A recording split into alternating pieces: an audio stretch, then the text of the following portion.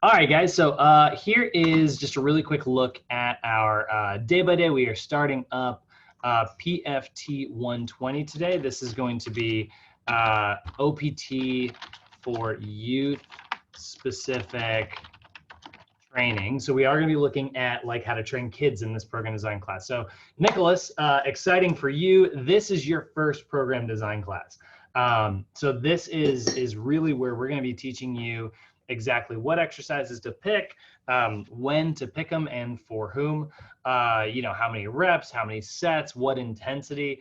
You know, how to actually, like, after this course, we want you guys to know how to build full-on NASM style OPT workouts. It's not always going to be perfect after your first program design class, but if you remember our mod schedule, you remember how it always ends with, you may have heard me say that it always ends in some type of program design class. So this module is a 10-day class because all the program design classes are 10 days. And we're going to go over the same thing that we're going to go over in every mod, actually. Like, we're going to be going over this basically 4 times before you even leave the core. It's just that the youth specific stuff is what, there'll be some interesting information about how to train kids in particular. And that's what makes it unique. Whereas the next module will be how to train seniors. The next module will be how to train athletes. And then your final module will be how to do weight loss. But that's sort of how it works, right? Like, that's how we kind of break every one of these classes down. So if you're looking at it, you'll notice that it follows the same kind of routine that we normally do, which is that you are going to go and have some type of homework assignment every other day, right? Actually, that's not supposed to be there. That is supposed to be here. I just realized the homework schedule got a little goofy. There it is. Yeah, shoot, hold on. Sorry. These are actually in the wrong spots.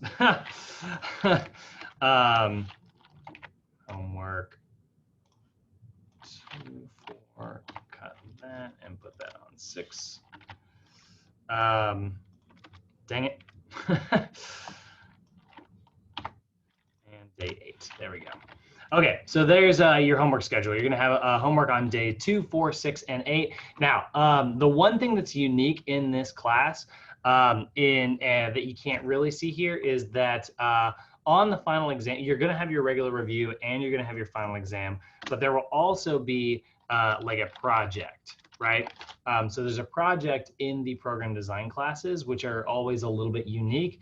And what this unique one will be is it will be an OPT design for youths, right? So what I want is you're going to have your regular 30-question final exam, but in addition to that, in our program design classes, you also need to like send me a built example of a workout routine. So you'll have resources to download and edit online, and then you just upload them back online and they come through to me so I can see like what those look like. That's kind of how that works. So it's like, you know, for certain students, they're going to be building this type of routine. For other students, they'll build this type of routine. So it'll be a little bit different for everybody. But for the most part, like, everybody's going to do this kind of similar project. And that grade for that is part of your like final exam grade. So it's its own little like section there. So if tests are worth 30% of your grade, right, that means that like in this version, like your final is worth 15% and your project is worth 15%, if you think of it that way. 50% of that 30%, if that made sense. So here's what this is going to look like, right? So day 1, we're going to go through the rationale for youth fitness training, which, again, you guys know how much I love to point this out. I love pointing this out as much as NASM loves doing this, but the first chapter is all about like why it's important to have trainers and why and how obesity statistics are going up. So there's the rationale. They're like, look, people are unhealthy. We got to train them. And then we'll get into the real meaty stuff, which is the anatomical and physiological considerations for youth. So we're going to look at how kids are different from adults physiologically. look at some of those differences in heart size, blood volumes, body temperature, things like that. Then we're going to look at the psychological considerations for youth, which really is kind of funny because it boils down to like kids get bored easy, you know. So keep them entertained, and then also it's like also we want to make them build self-esteem. So that's kind of a really fun one actually, and that's what we'll get into. Almost said Monday on Tuesday, because this is going to be our second day of class. We have Monday off because it is Labor Day. So I'll be, I'll remind you guys and send out texts and stuff in a little bit.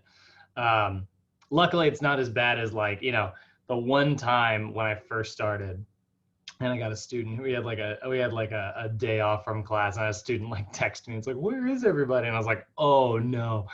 I guess if this version would be like you woke up and tried to log into Zoom, wouldn't be as detrimental, but I don't want to waste anybody's time. So we do have Monday off, right? So that'll be Tuesday. We'll be covering the psychological considerations. On Wednesday, we'll be going over fitness assessments for youths. Thursday, we'll be doing flexibility. Friday, we're not going to have like physical class on Friday. We are going to do another sort of workshop with everybody. So that'll be a chance for us to kind of practice a little bit of SAQ, speed, agility, and quickness stuff for youths. Unfortunately, it just doesn't time out properly to where we get through this lecture first before we go do that SAQ stuff. I wish it would, but we only have such a schedule. That day will also kind of work as sort of a cardio day.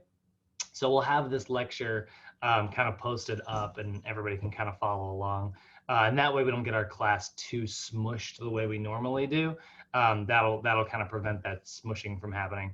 Then we'll go into our movement prep stuff. So you'll see this will be core balance and reactive training, work our way through resistance training. Then we'll do a big recap of everything, right? This is where we do integrated program design. And Nicholas, this will be your first chance to see what I like to affectionately refer to as the big ass chart, which is basically this chart that has all of the program design rules laid out on one big sheet. And so then you can be able to see that and sort of practice it and start memorizing and things like that. And then finally, we'll kind of end with that program, we'll actually end with that program design stuff. This is actually also inaccurate. I don't want this to be here either. The nutrition stuff, that's actually also going to be gone. God dang it. Hold on. I think we're keeping the nutrition part. That's what it was. The professional development stuff is the stuff we get rid of. That's what it was. So we'll keep nutrition. And then finally, we'll have our 10th day, which will be our review and our final exam.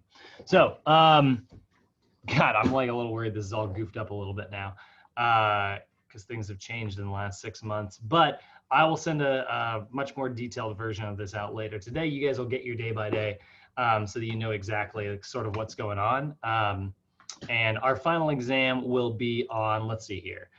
Today's day 1. That's going to be a skip. 2, 3, 4, 5, 6, 7, 8, 9, 10. So our final is actually going to be on Friday the 18th. So Friday, September 18th. We'll put that right here. Friday, September. So that's when we're going to see that final exam. So yeah, I'm excited. I love this class. This is one of the really fun program design classes because it's always just so fun to play games and warm up with youths and things like that. And it's just like it's a unique take on exercise, which is always presents like unique challenges, which are, in a good way, challenging. Like they're kind of fun.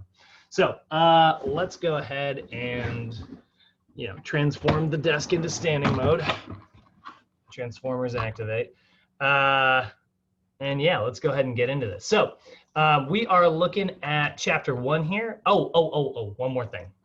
This is a packet class. So you guys will be getting all of the chapters on PDF from me later today. So I'm going to send them all out in one big thing this time, rather than reattaching them every single class. That way, if anybody wants to read ahead, I had a couple people who were like, hey, I'd like to kind of, I know my schedule is coming up crazy soon, so I'd like to get ahead of it. Could you send me the chapters? So in order to kind of meet those people's needs, I'm actually going to send all of the reading out today. And then you can sort of pull those up whenever you're looking for your downloadable resources and stuff. Chapter 1, the rationale. This is going to be very short, by the way. This is a double PowerPoint day, but this first one's literally like 5 minutes.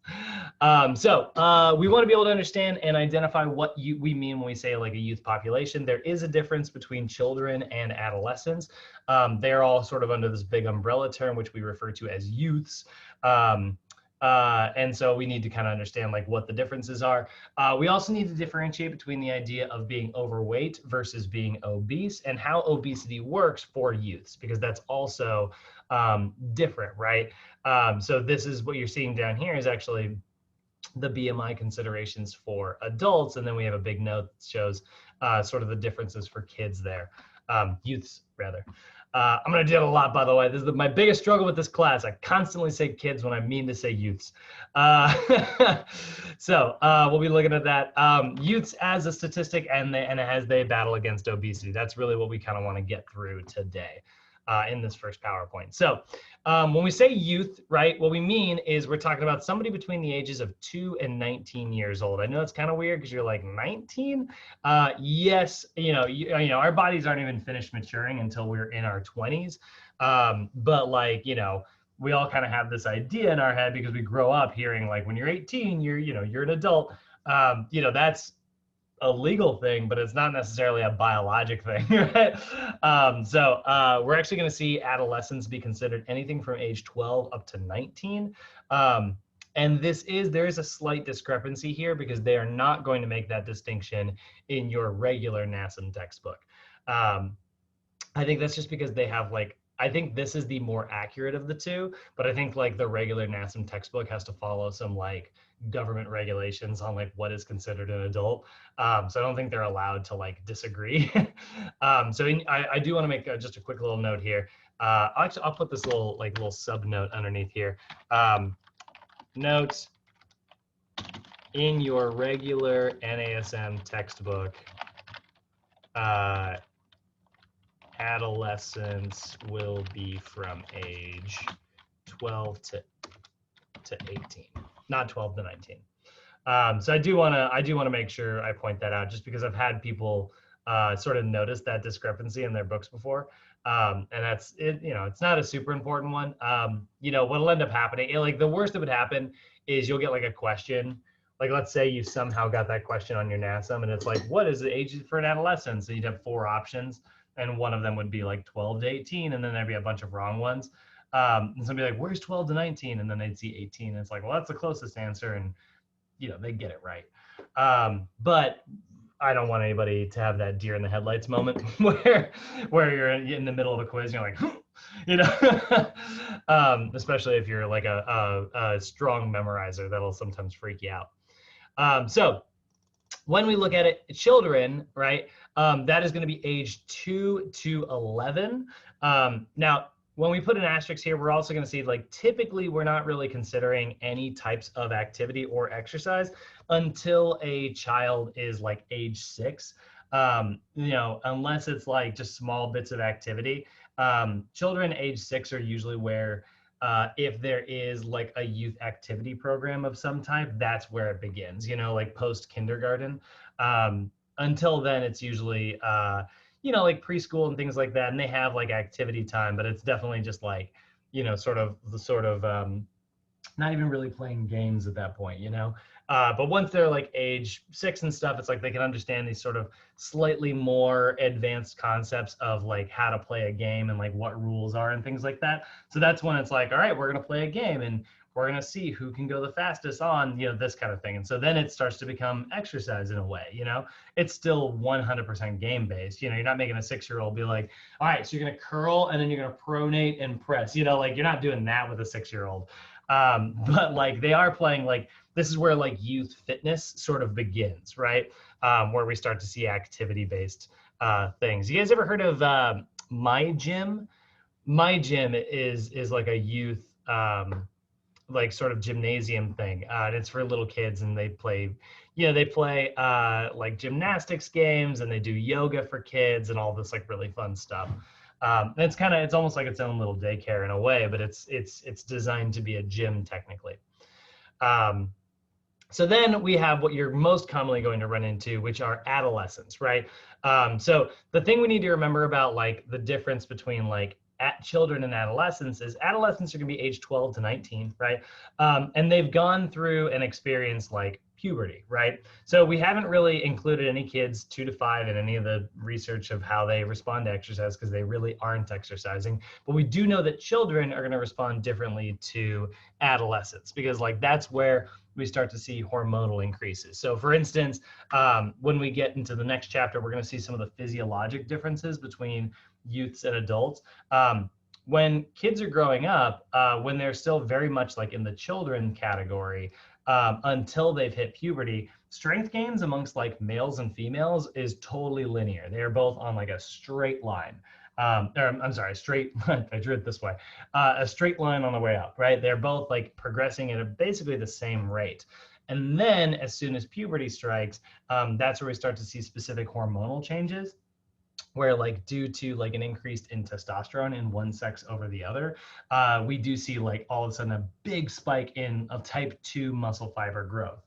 Whereas that sort of slows down in what we see in like the opposite sex, because estrogen is technically can be used for like muscle growth and things like that, but it's not quite as it's definitely it's I think 1/10 as anabolic as testosterone, so that's pretty significant there.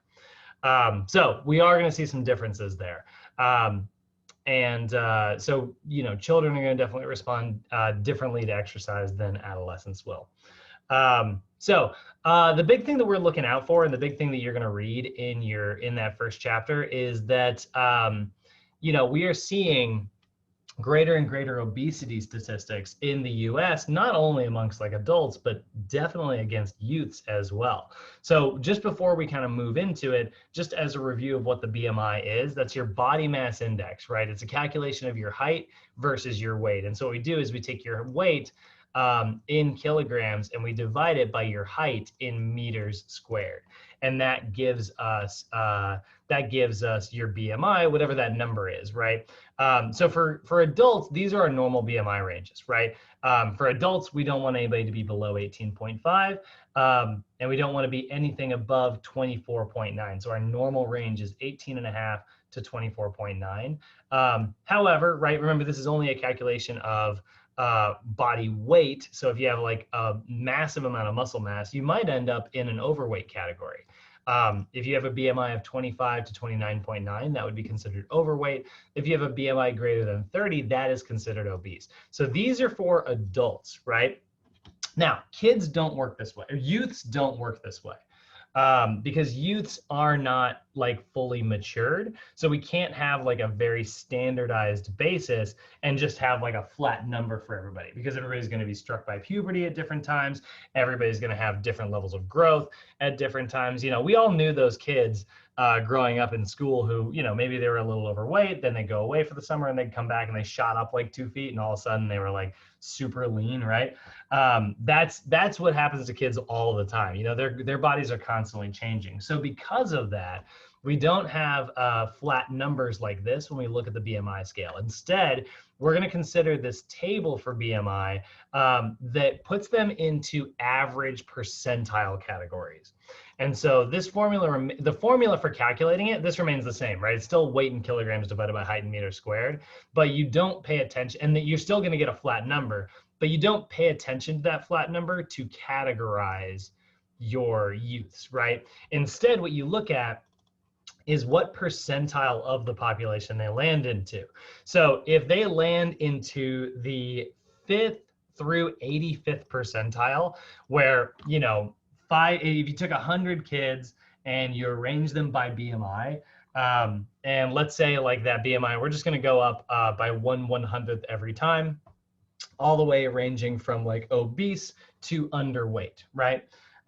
If someone was the kids in the bottom 5 kids who are in the lowest 5th percentile, who are below the average, that is going to be our 5 kids who are underweight. And then as we get into the overweight, as we get to the top 15 kids, right, in the 85th to, I'm sorry, I take that back. The 85th kid to the 95th kid, that is going to be our overweight category. And then the 96th kid up to the 100th kid, that is going to be the obese category, right? And then everything in the middle would be considered the normal weight, right? Now, putting a lot of stock in this, even with youths, still not very important. I do want to make that like really clear here.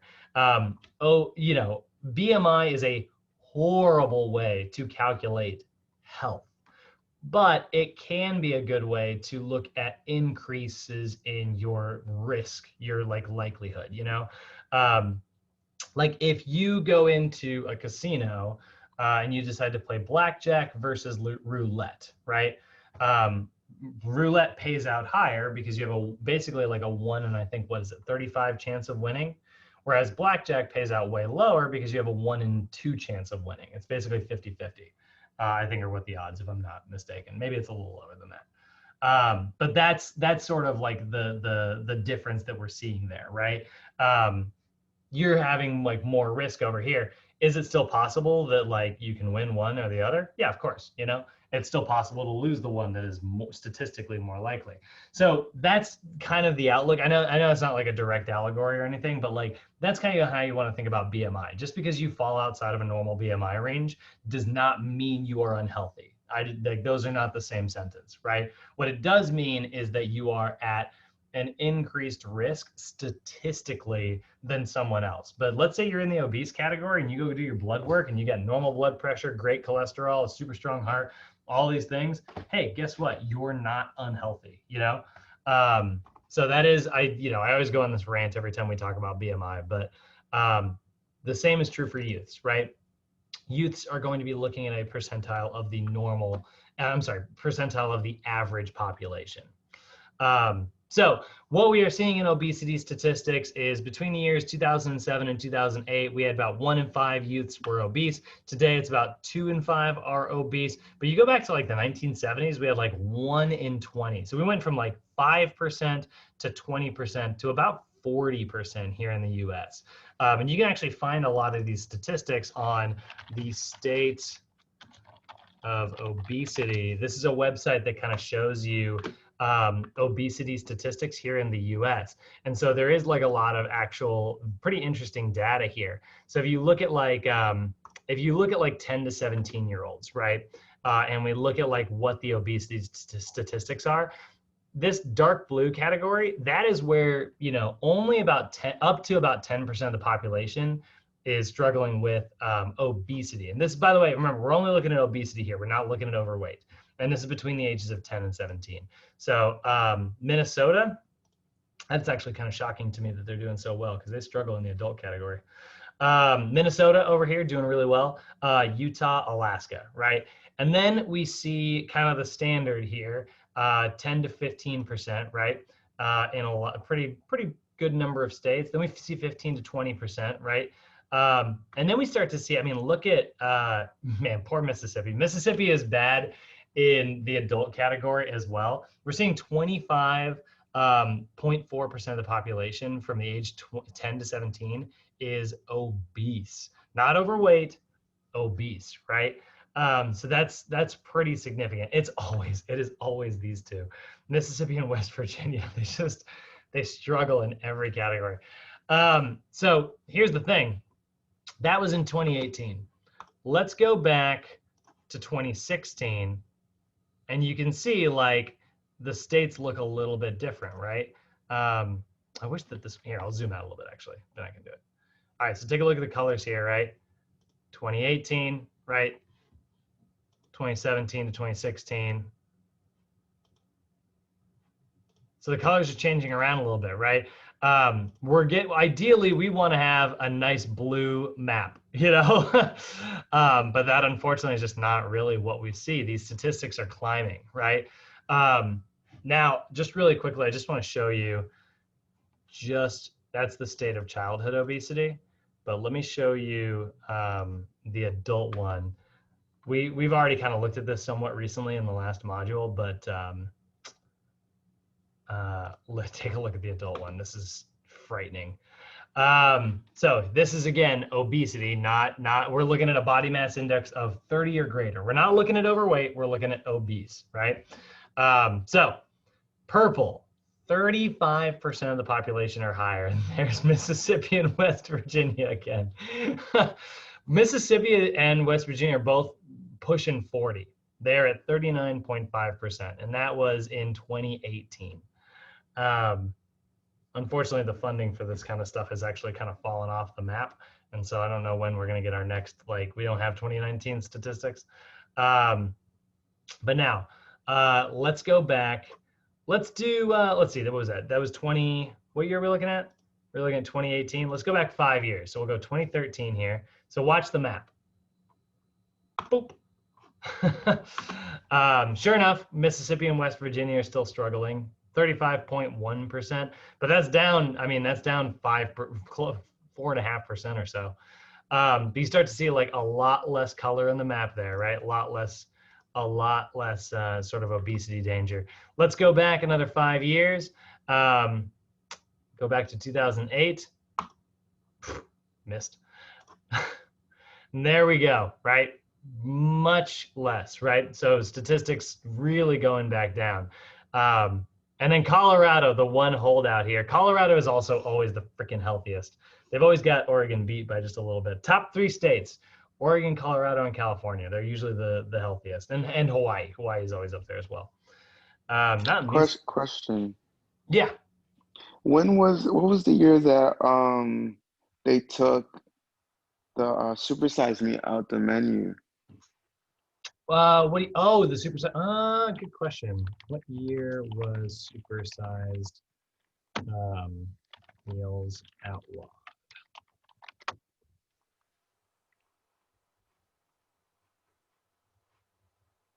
2004. Wow, that's so significant. Dang, I didn't know that was. I didn't know it lasted all the way that. I didn't know it was that early. That's interesting. So there we go. So there's some, and then let's go back. Now watch this. This is like, you can see like 2006, 2008, like this is when we started getting smartphones, right?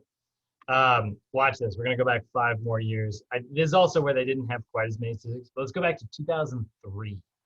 So supersized meals were still around, but no, not as much internet, not as much YouTube, right? Back in 2003, YouTube, there was no such thing as a YouTuber. Now watch this.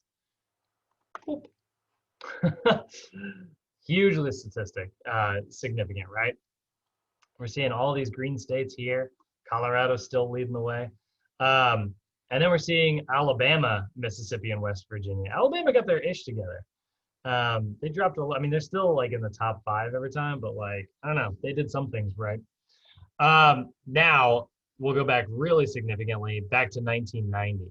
And this is where, you know, that's 13 years difference, but like this is like, you know, the 90s where there just wasn't, the internet was not a thing. Like the internet was a thing, but it wasn't like in homes, right? Watch that. Bam.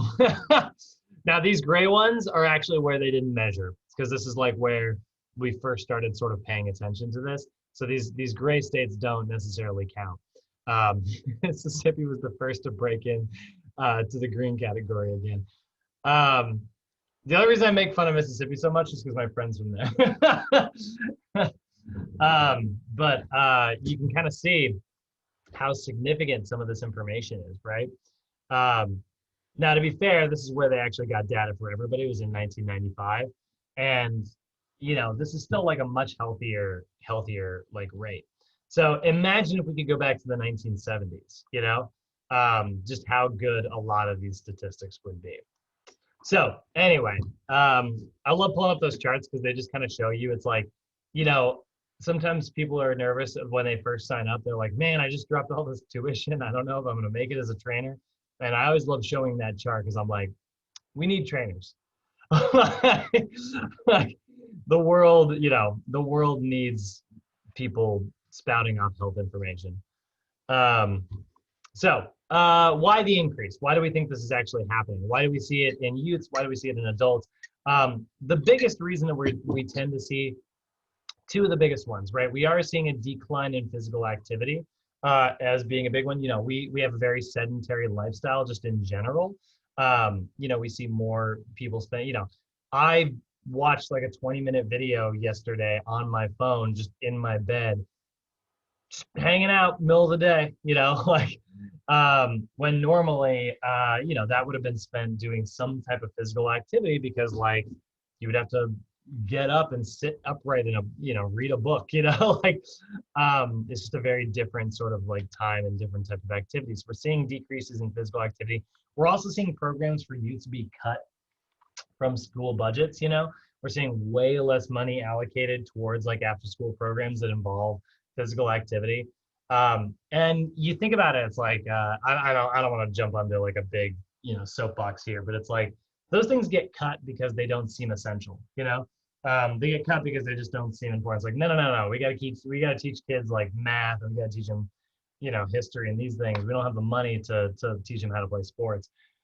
Because if we don't teach them math, we don't teach them all this, they're not going to be competitive and they're going to be unsuccessful in the world, right? They're going to make less money, and that's going to be bad for the human race in general, you know? Um, and I don't know, I think a lot of that is extremely debatable because it's like, here's the thing, man, like if you taught me to be really good with math and stuff, and maybe I make $100,000 a year being a mathematician of some type. I don't know what kind of mathematician makes $100,000 a year. Maybe I'll be an actuary. I'll be a risk analyzer. Um, and I make like six figures, but I don't know how to eat properly, and I don't feel like being active. And I start struggling with like physical activity, and then start suffering from like heart conditions at age 40. Like that didn't do me any favors, in the way that I was like being brought up. So I don't know. I think that's one of the things that we see, and I think it is kind of, this is where I am very pro spending money on after school programs that teach people to be more active into adulthood. And that's actually going to be the big lesson throughout this whole course. We're not here to make athletic youths. We're here to create a foundation to have healthy athletic adults. That's what's important. We don't really care about making our youth the world's fastest 13-year-old. But if we can convince someone to develop habits at a young age that will carry into adulthood that make them a healthier, happier person, that's awesome, right?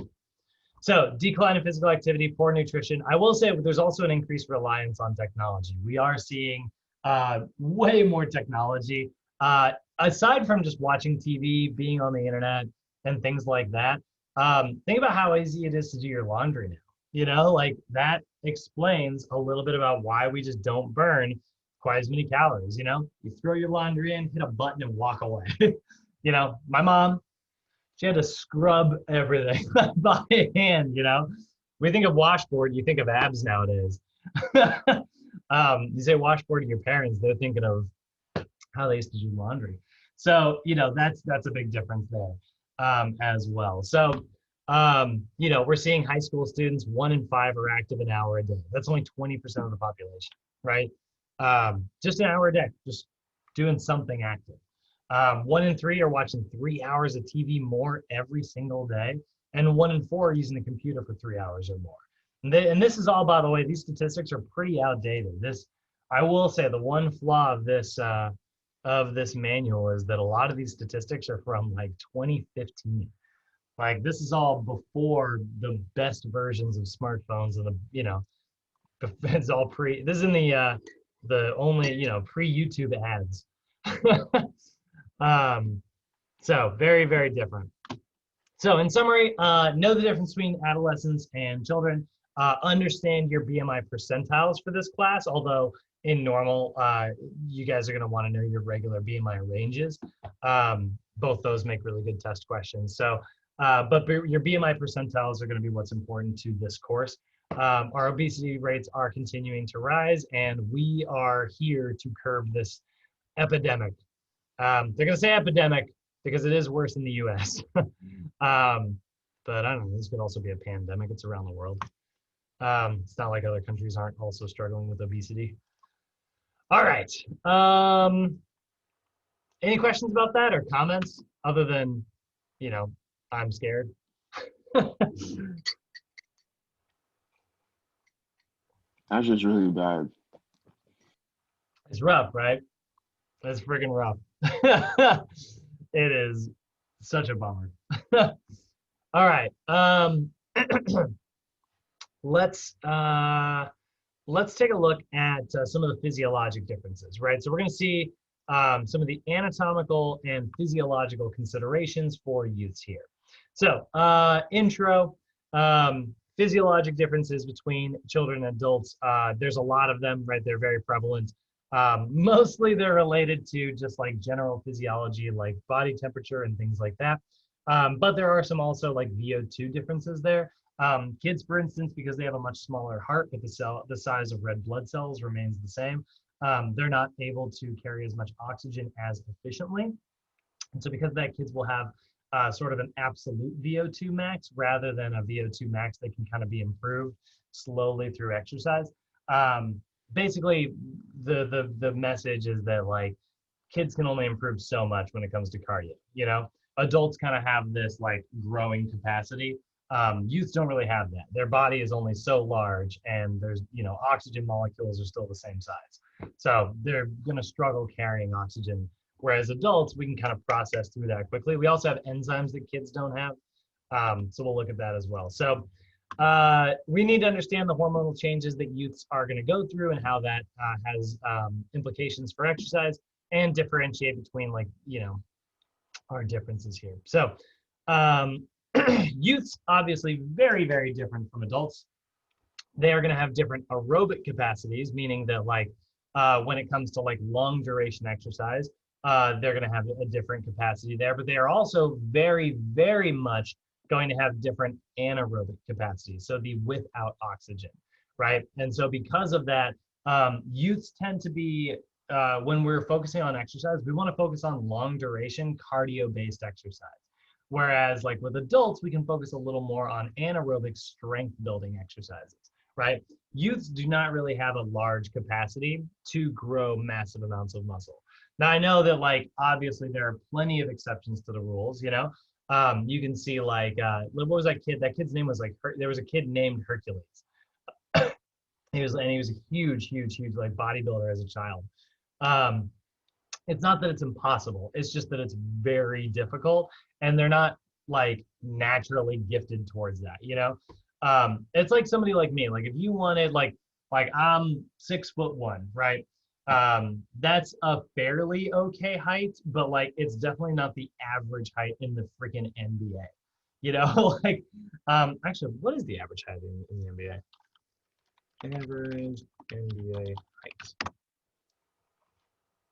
6'6". Yeah. So the average is 6'6", right? You know, that's very different than like, you know, Nate Robinson and Muggsy Bogues and people like that. But like, you know, you think about like 6'6", this is not like, I'm not gifted in height.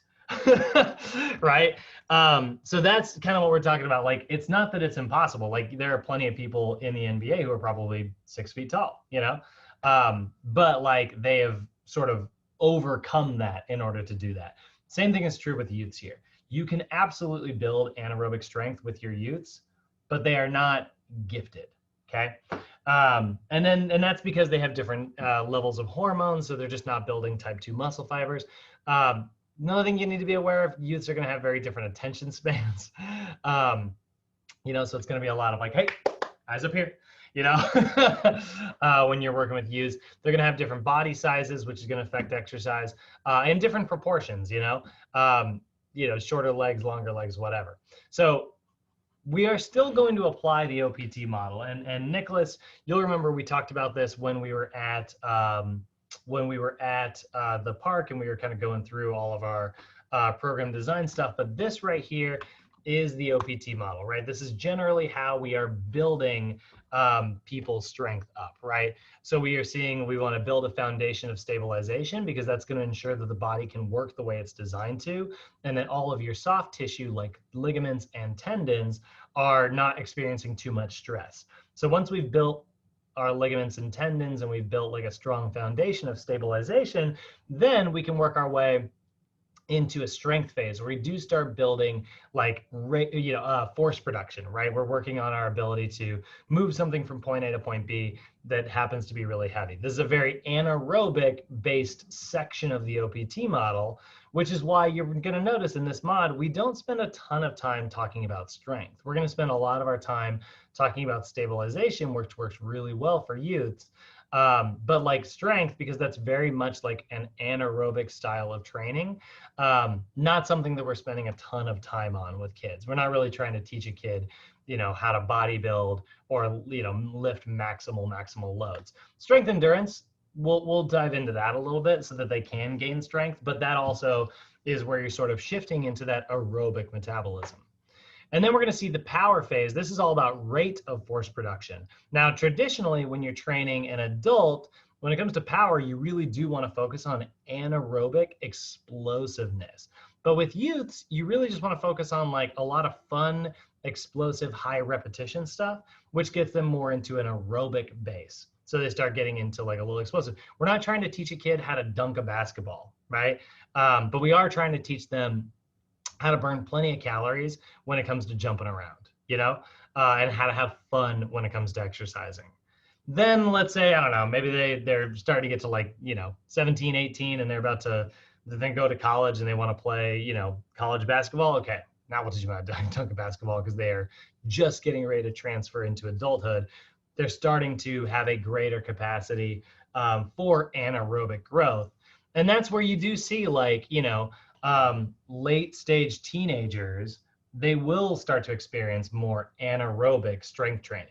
But when it comes to like general youths, we spend a lot of our time just focusing on aerobics instead, because they just don't have that great capacity. And it's great when you see that switch, by the way. Like it's almost like overnight. I mean, you hear just so many crazy stories where like some teenager will start training anaerobically for the first time in their life. And it's just like right as they finally hit this stage of life where their body's like, that's it, boom, like they leveled up, and it's like, wham, all of a sudden they get a big boost of testosterone. They start to develop anaerobic strength, and they'll gain like 16 pounds of muscle in like 3 months to, just a crazy amount where their body's like, all right, we're done cooking, like, and it's a sudden switch.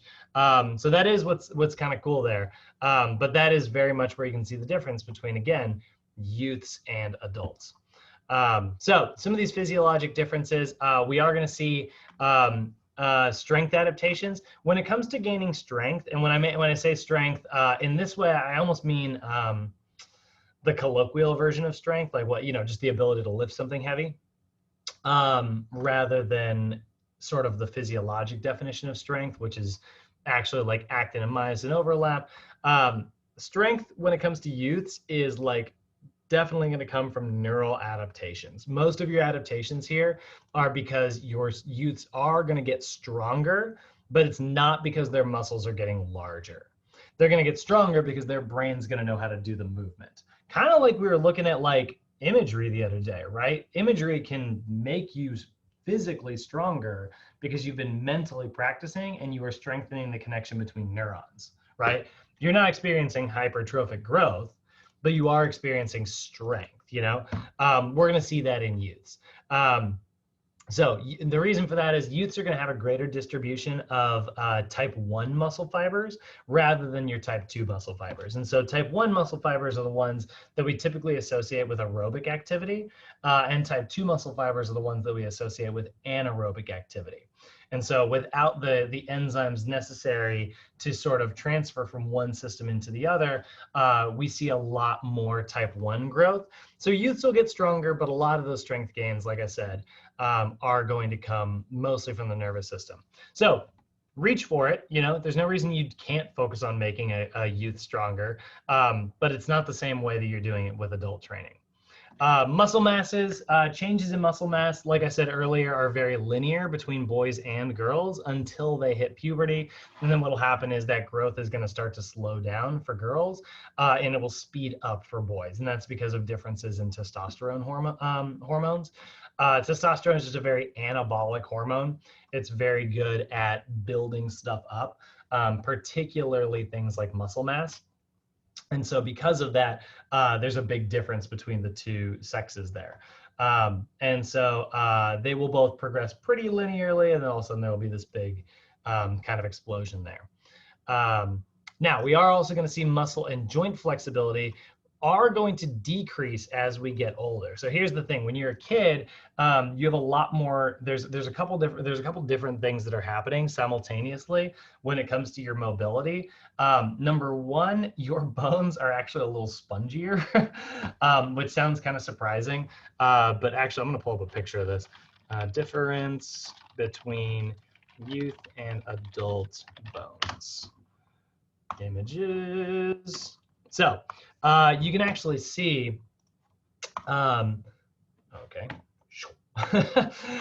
You can see like the density here is a little bit different, right? See how like, let's say like these are little canals in which, you know, there's like space for things to like flow through. There's a lot more, there might be the same number of like things here, but there's a lot more tissue surrounding it, right? And so the density in adult bone is much, much higher compared with youths. Does that make sense? If you picture these as holes, and like those holes, right, there's maybe the same number, but because there's just less bone overall, this is less dense than this. So if you were to weigh, I don't know, I just about made such a silly mistake. I was like, if you were to weigh 5 pounds of bone here and 5 pounds of bone here, one would weigh less than the other. Whew.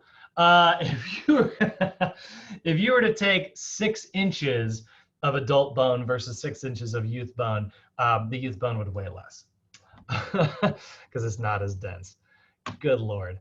Now, another thing that you're also going to see is around the edges of your bones, right, the ends, which are called your epiphyses, you are going to see there's not as much what is called ossification, meaning that most of this is very spongy and soft versus like much harder bone tissue. This starts to like calcify and solidify as we get older. So because of those two things, we actually see less mobility as we get older, right? Everything gets a little bit stiffer because there becomes less space between the joints. So flexibility is very high at younger ages and it begins to decline. So when it comes to designing programs and choosing different stretching techniques, typically we are focusing on static and dynamic stretching with our youths. We don't do a lot of active isolated stretches. So we're either going to do these big, long, like 30-second or longer holds, or we're gonna do like things like arm circles, right? Or like scarecrow stretches, dynamic stretches, right? Things like that. And the reason for that is because active isolated stretches kind of rely on reciprocal inhibition by like contracting your opposite muscles. And again, we just know that youths don't have like a lot of strength gains. So because of like that lack of strength gains, we tend to focus on these two primary forms of flexibility when it comes to movement.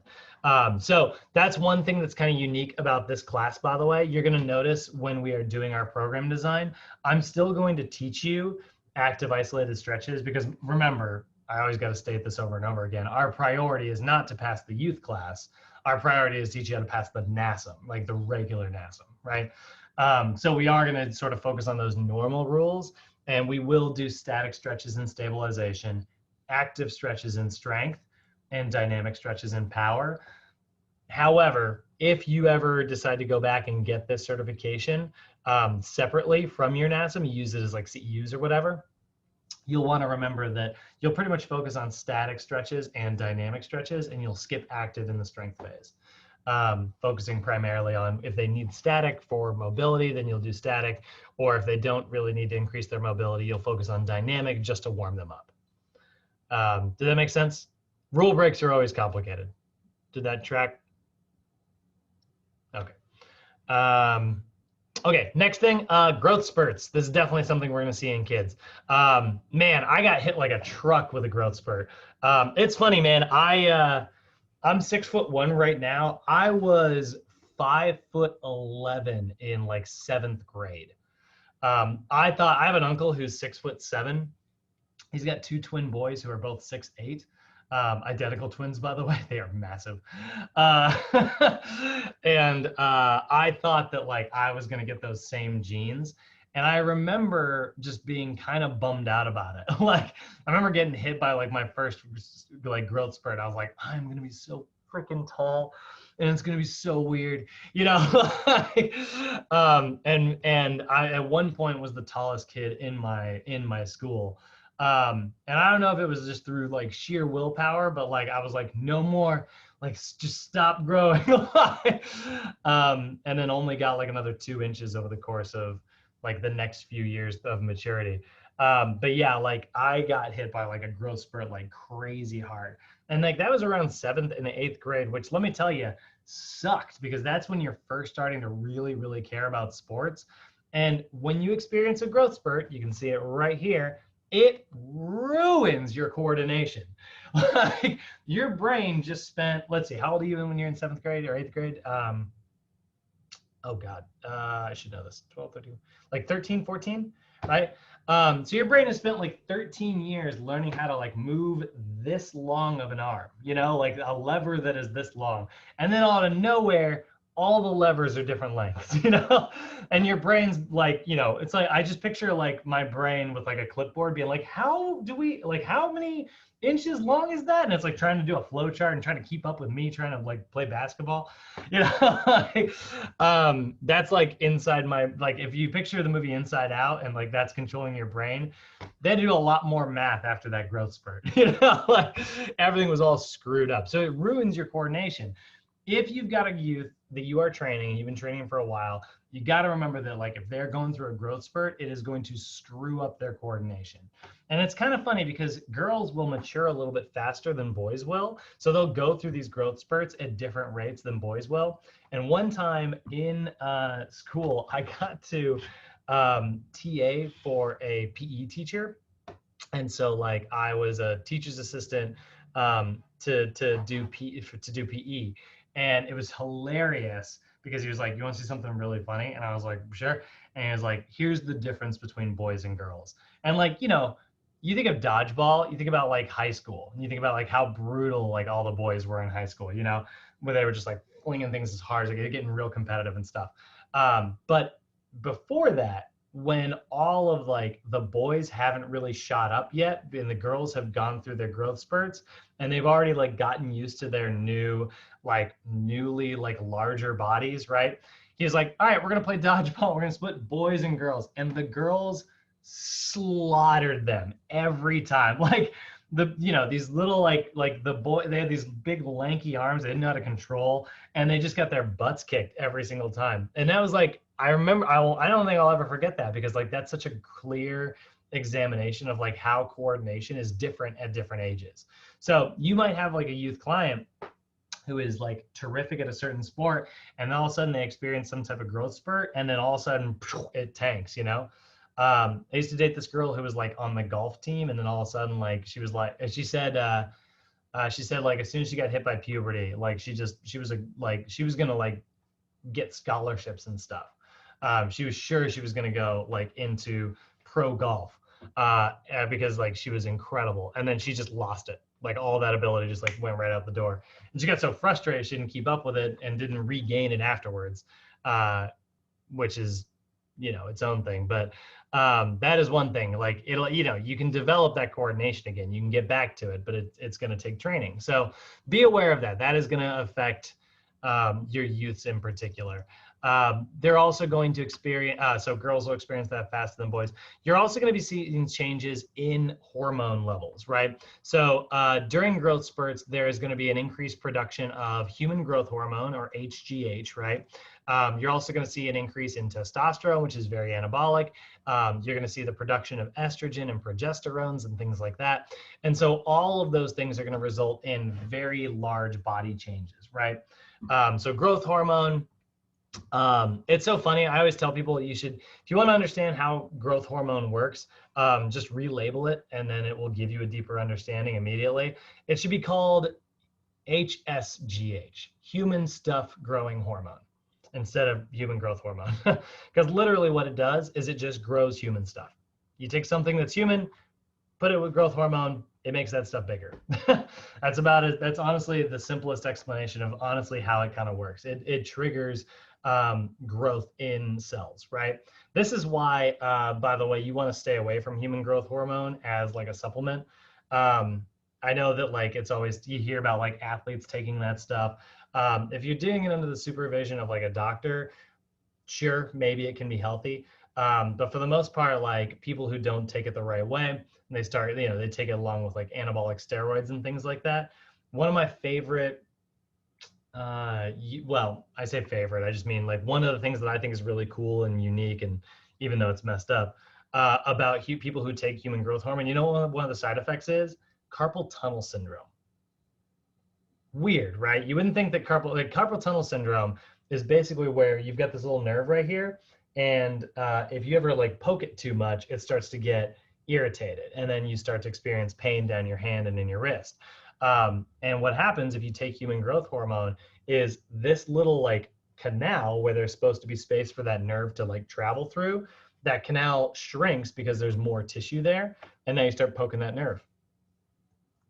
Now, the more common ones you're going to hear about are things like diabetes, because your pancreas, starts producing way too much insulin, and then your body develops resistance to it. Or like the growth of certain, like you can see a growth of your heart, which is incredibly dangerous. You start to see things like that when we talk about growth hormone. But that's the one that I always love to bring up to people because it's like so memorable, and it's like, yeah, it just grows stuff. And it's like, no, it's supposed to grow your muscles. It does grow your muscles, but it grows everything. That's what HGH is, and why we really do not want to take that kind of thing. Now, is there some day in the future where we might get like control over that stuff and have like be able to target specifically muscle fibers only, and we can use it to treat things like muscular dystrophy and other things? Yeah, I absolutely think that'll happen someday, but we're not there yet, so stay away from that crap. Same thing is true of testosterone. Stay away from that as well. But that's been linked to kind of similar. Actually, where you'll grow things you don't want to grow. But also like, your hormones are a delicate balance. And this is why, this is also why like youths are so, you think of like why teens are so angsty, right? You think about like, I remember, I think about all the times that like I was in high school and I would just get mad at my parents for no reason. Like they're just being reasonable, like nice people. And I was like, oh, you're the worst, Yeah, that's what hormones do. They affect your brain chemistry, they affect your mood, they affect all those things. And so you'll go from being fine to being not fine very, very rapidly. And that's something you need to take care of. You're going to, like I said, I haven't done a lot of training with like kids in particular. Like I'm not so great at training like children, just because like I talk like this no matter who I'm talking to. So it just doesn't land very well for kids. I'm like, you don't understand the analogy? And they're like, no, we're children. We don't understand analogies, like, but I've worked with plenty of teens, and it's funny, man. They'll just have these frustrations and these doubts and these like really strong emotions that'll kind of come out of nowhere. And it makes sense, it's part of the physiology of things.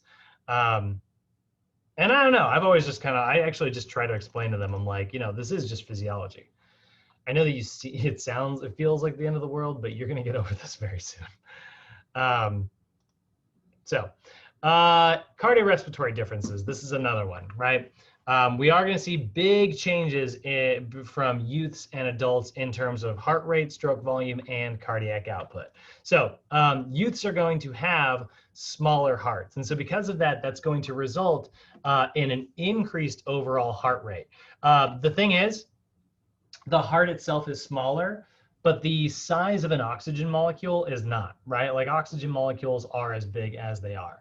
And red blood cells are the same size for kids as they are for adults as well, right? We do not see like an increase in blood cell size production, right? So because of that, the delivery of oxygen units is going to be very different, and how the cells are able to uptake that oxygen is also going to be different between youths and kids. So they are going to have that smaller heart, which means their heart needs to pump more often in response, right? That means that their stroke volume is going to be different as well. And so you remember the heart rate is the number of beats per minute. Stroke volume is the amount of blood pumped per beat. And both those things give you your cardiac output, right? Which is the overall performance of the heart. So based on what we know right there, because of a smaller heart that has to beat more often and cannot beat as much, what do we know? Cardiac output is lower. So a youth's heart is not as efficient as an adult's heart. It's a much less efficient system. And we need to be aware of that because they are going to get tired at a different rate and they're going to need longer to recover because especially like recovery wise, you know, it seems like kids have unlimited energy, right? Like when we see like a kid, it seems like they're just always, you know, totally amped up and have unlimited energy. But then you notice that like they'll totally crash out, you know, they'll just completely just like, and then like shut down. Then they'll wake up and they'll have tons of energy again, right? It takes kids longer to recover than adults. So 60 seconds rest may not be enough for a youth that you're training. You may need to give them longer. So we are going to see differences there. So as youths tend to get older, that left ventricle in particular, remember that's the chamber that pumps blood throughout the body, will grow, and that's going to thankfully increase your stroke volume. And when your stroke volume increases, that will decrease your heart rate. So because of that, we do need to be, oh, there it is in the PowerPoint. Because of that, we do need to be aware of the fact that like, don't freak out if you are, if you're like testing your, if you know that a resting heart rate should be between like 70 and 80 beats per minute, you're testing at kids and it's all the way up at 90, that's okay. So in comparison, they're gonna have about half the stroke volume. They're gonna have lower blood pressure as well. 120/80 is not normal for kids.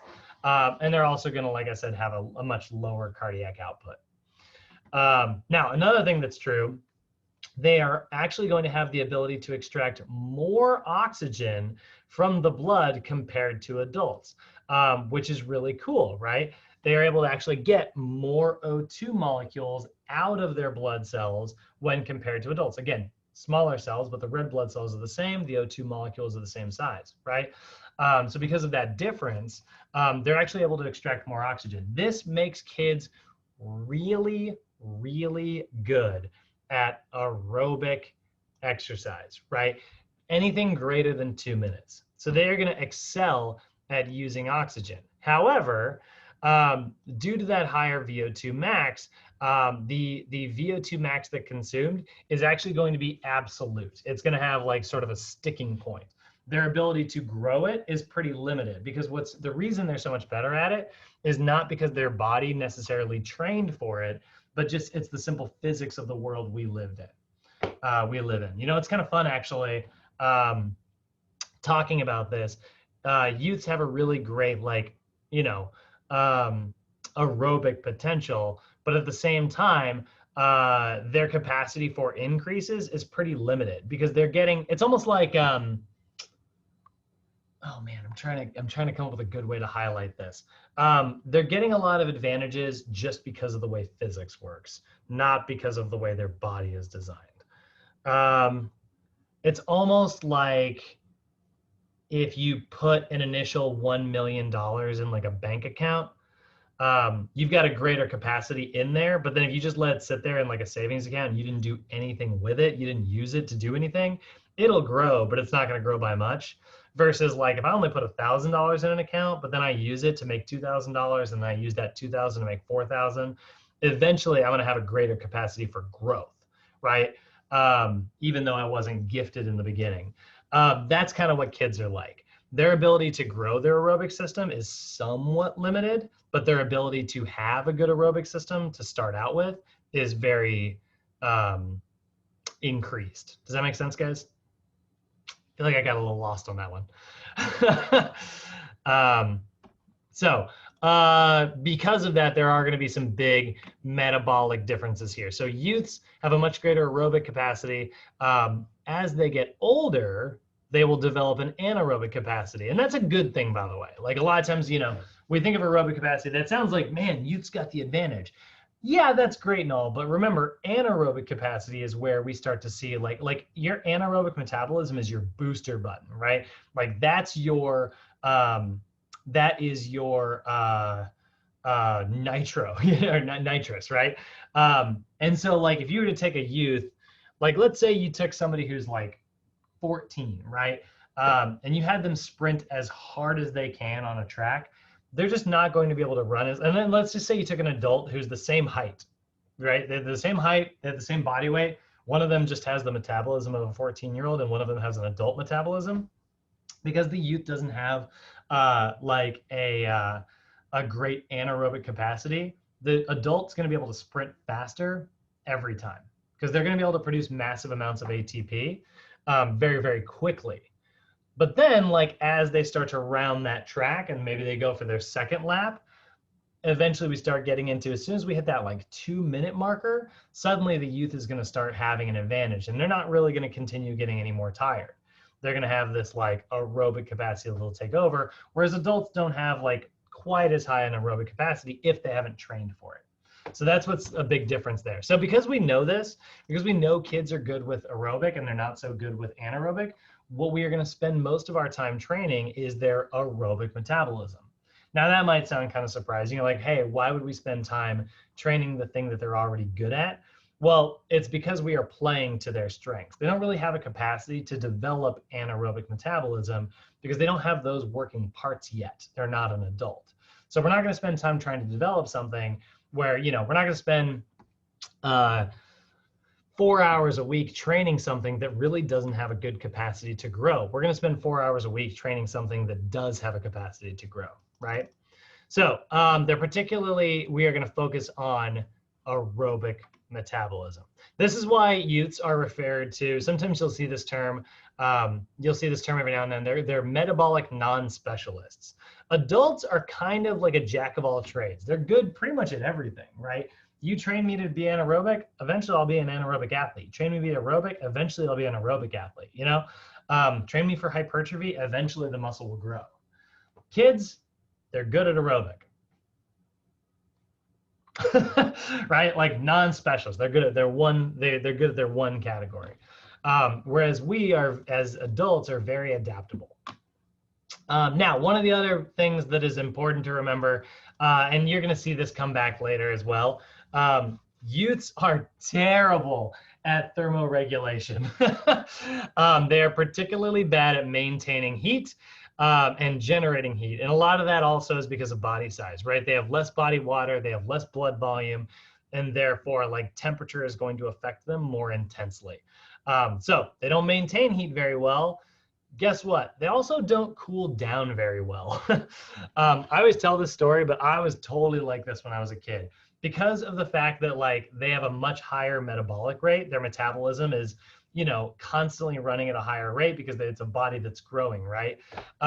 They are heating up much faster. You know, your body does not capture all, like when you produce metabolism, you know, that's energy that's being captured, right? You're generating energy and then your body captures it in order to do work. You can't capture all of it. Some of it leaks out, right? And so that energy has to manifest itself in some form. It usually does it in the form of heat, right? Or maybe it would be light if we were, you know, on fire, but like it's heat energy, right? And so some of that heat energy, you know, starts heating up all your tissues. This is why exercise makes you warmer, right? Because some of that metabolism is leaking, right? So kids have a super high metabolism, which means they heat up super fast. And they also have a higher surface area to mass ratio, meaning it's very hard for them to get rid of that heat. We've got all this like lots of skin and big old bodies, right? So like when air rushes over my large body, it can take some of that heat with me and I can cool down pretty easily. Kids, they can't do that. They don't have very large bodies. They get hot, they stay that way. They get cold, they stay that way. So we need to be aware of that. When I was a kid, my parents used to take me to, I've told this story a million times, but I used to take me to this place called DZ Kids, I think it was Discovery Zone Kids, I don't know, but it was basically like a Chuck E. Cheese's, but instead of being more arcade based, it was more like obstacle course based. There were like a lot of ball pits and tubes to crawl through and stuff. And like my parents would take me there for like birthday parties and stuff. And like inevitably my mom always tells the story the same way. She would see me I would just do laps. I would like sprint around. I'd like, cause I wanted to like, as a kid, I believed that the more I did, the more fun I would have. So I was like, I got to get through everything. It's like somebody who goes to Disneyland is like, we're going to go to the back of the park so we can hit as many rides as possible. And I was like, we're going to go here, here, here, here, here, right? So she would watch me and I'd be like, ah, ah, and I would just run. And she'd watch me get like redder and redder and redder. And eventually my parents would just be like, ugh, and they'd like stop me. And then like, they'd be like, sit. And I'd be there like,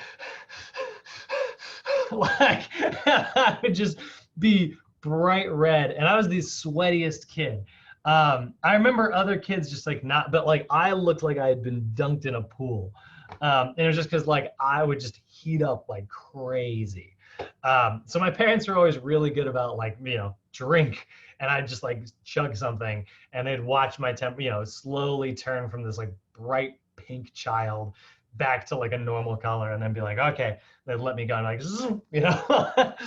But that's the thing, like that's something you need to watch out for in your youth. You need to be the way my parents were in this scenario. You got to make sure you're keeping an eye on your youths. If you are training them, make sure they don't overheat, because it can make them sick. And, you know, obviously there's a lot of problems with that.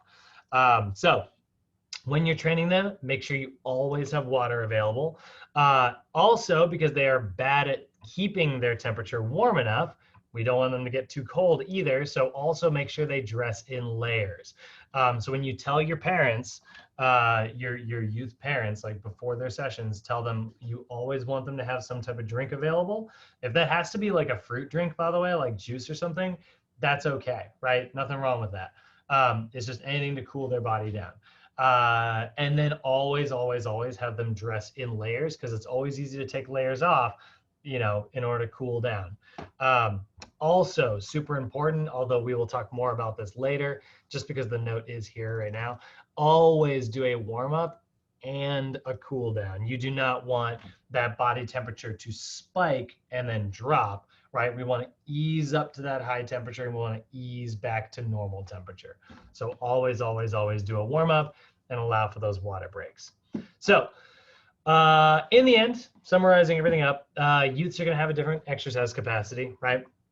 We know that they're going to have more aerobic capacity versus anaerobic. They're going to have different levels of hormones, which is going to lead to different muscle growth potentials. We're going to see differences in body sizes, which means that there's going to be differences in coordination. We're going to see differences in proportions as well. We're going to see difference in cardiovascularly, lower stroke volume, lower blood pressure, higher heart rate. They are metabolic non-specialists, meaning they are really only good at aerobic metabolism. And when they are gaining strength, that strength is not coming from muscle growth, it's coming from neurological efficiency. So that is something to also be aware of. And that's, oh, whoops, there's one more. Oh, there's two more. Whoa. I've done this PowerPoint a million times. Growth spurts are going to screw everything up. Be aware of that. It's going to alter their body composition, but it's also going to limit their flexibility, as there is just less space between a joint, right? Let's say I actually really can't. I guess they would grow like that, because this isn't going to get, the joint's not going to get smaller. It's just the bone's going to get larger. But what that does, that leads to limits in range of motion. This is why like women actually naturally are more flexible than men are. Women have larger gaps between their bones, particularly because of like the pelvic bone being much wider and more flared. That's why women tend to be more flexible in their hips than men are. There's more space in that bone. So we need to be aware of like that difference, right? That's going to happen as youths get older. And then we can still use the OPT model for our youths. Just because we know that kids don't really have an anaerobic capacity doesn't mean we can't train in an anaerobic fashion. We just need to be aware that like we need to make some adjustments, okay? And that's actually it, guys. That's day one in a nutshell. Robert, Nicholas, how you guys feeling? You have any questions? No, that was pretty simple, like pretty good. Yeah, it's nice, right? it's like training. I always think of like I think because I was like a trainer when we were working on the Sochi program. Um, I did the same thing that the way I normally, you periodize. You haven't learned too much about periodization just yet. I don't think either of you. We haven't talked about it too much yet. But we'll look at these like big cycles, right? When you're training an athlete, a cycle is super important because you want to start low, you build up, and then you want to peak right as they are heading into competition. And then they go into competition, and then you can't just stay at peak forever because that overstresses the body. So then you go back down, you kind of reset, but you're overall stronger than you were last time. And I think the Sochi program is kind of like that. Like it gets like really hard, and then it resets, and then it gets harder, but you don't really notice it, and then it resets, and it just slowly kind of builds. Hmm. So yeah, today shouldn't be too tough. And actually next time is not too bad either. But yeah, that's it, guys. I know it's only a little early today, but I don't got anything else for you. One thing, this PowerPoint did really put a lot of stuff into perspective, as when like people talk about like, oh, he has to grow into his body still, Oh you know, yeah. or like when there's a lot of adolescents that get signed like in the MLB world at like Right. age 15, 16, Yeah, but then right.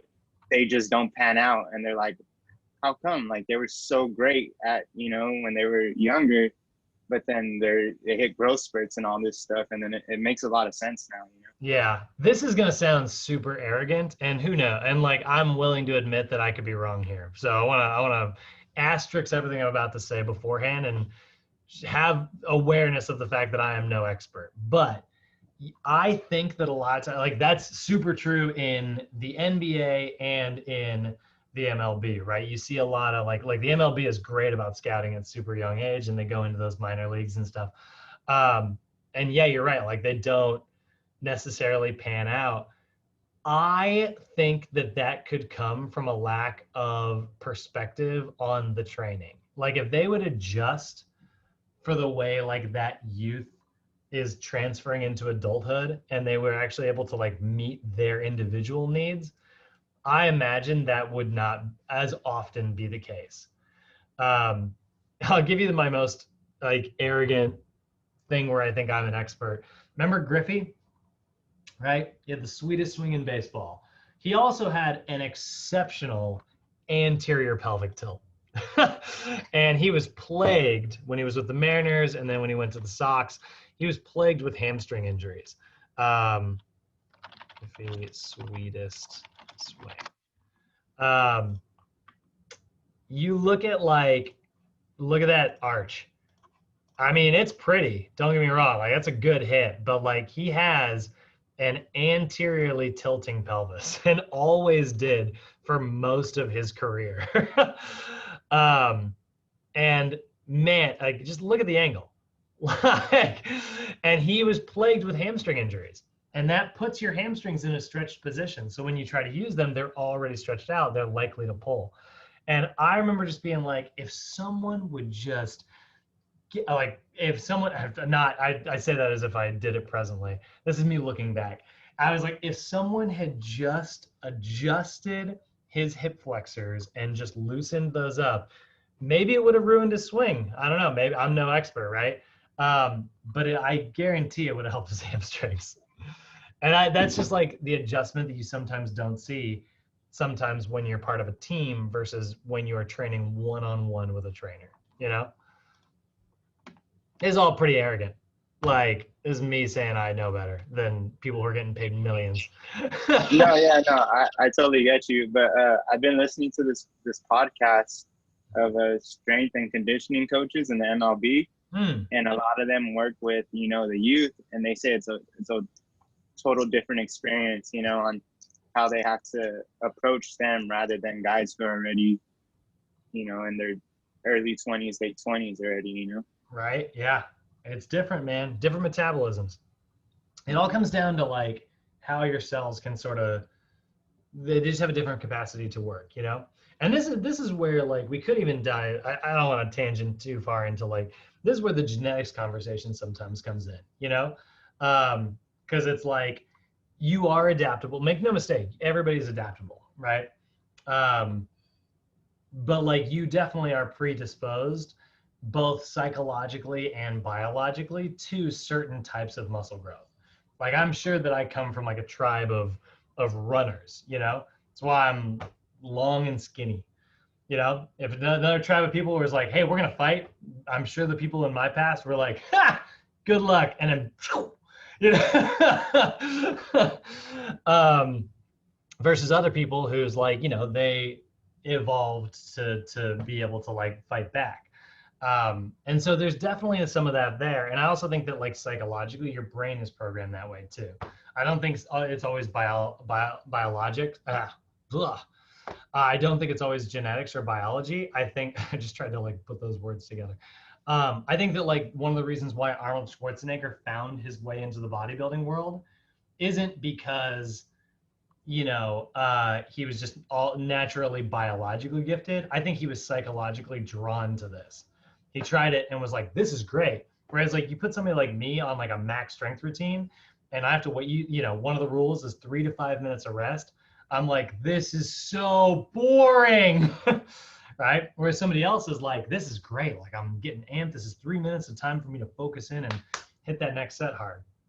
I think there's some of that too. And I think that like, that's something that you can't spot when you pick somebody up at 15.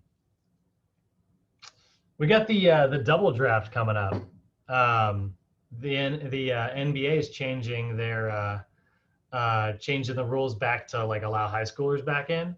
So we're gonna get this like crazy, you know, I like to call it the super draft. But it's like we're gonna get like a really great talent pool from college and a really great talent pool, and like all of those are gonna be the same number of picks.